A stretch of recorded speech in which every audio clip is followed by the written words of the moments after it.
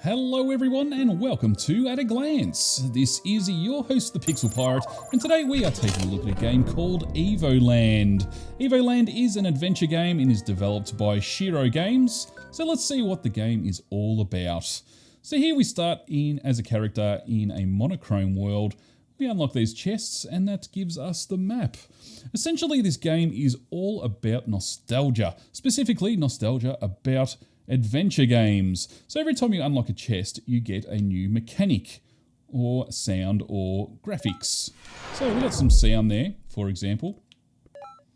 You might notice it is very monochrome. That will change very soon, just as soon as we progress here. And we've got our sword. Alrighty. Hopefully these monsters don't kill us. Okay. All good. There we go. Alright, what have we got here? We've got some music. And this one gives us save points. Alright, our game is saved. And we're into a 16-bit colour. So as you can see, yeah, the whole game changes each time you get a chest. It progresses through game mechanics that started in the early 90s and go through the 90s and into and beyond. So we can save it there. What's this one give us? That's the actual start of the game. So it does have a fairly basic story, and I hesitate to say basic. It's basic intentionally because this game is sort of a tongue-in-cheek look at adventure games. So now we've got 256 colour displays. Very nice. And sign panels there. So what I'm going to do is I'm going to stop the video here. I'm going to progress a little bit and just show you what else is in the game as far as advancements go.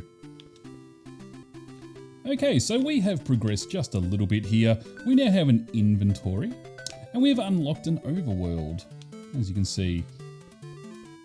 So let's get this one here. That gives us turn-based battles.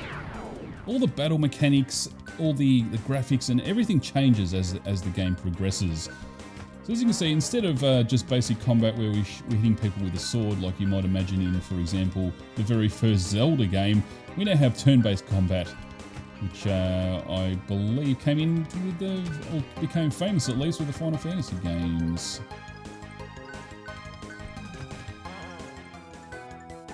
Or JRPGs in general as well. So let's just progress a little longer here. Okay, we've got mode 7. Makes it look all fancy.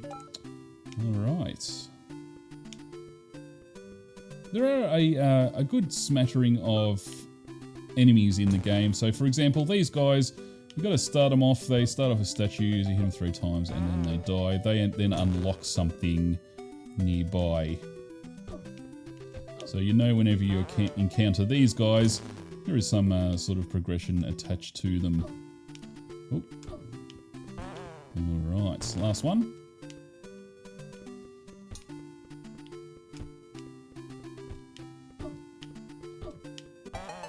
There we go.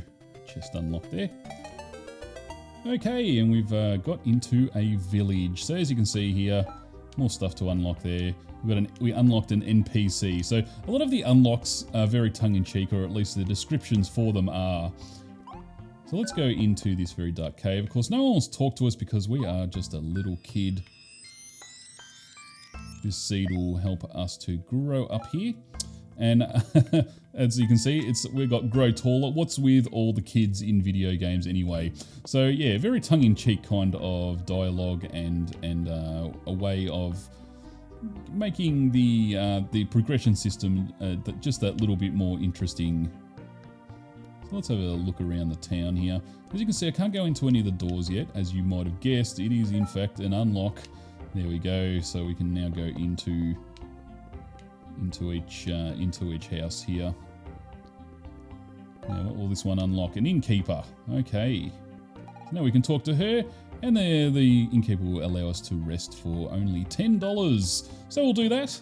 And with that, we'll actually end the video. If you have any comments about the game or you'd like to share your experiences, feel free to leave a comment below.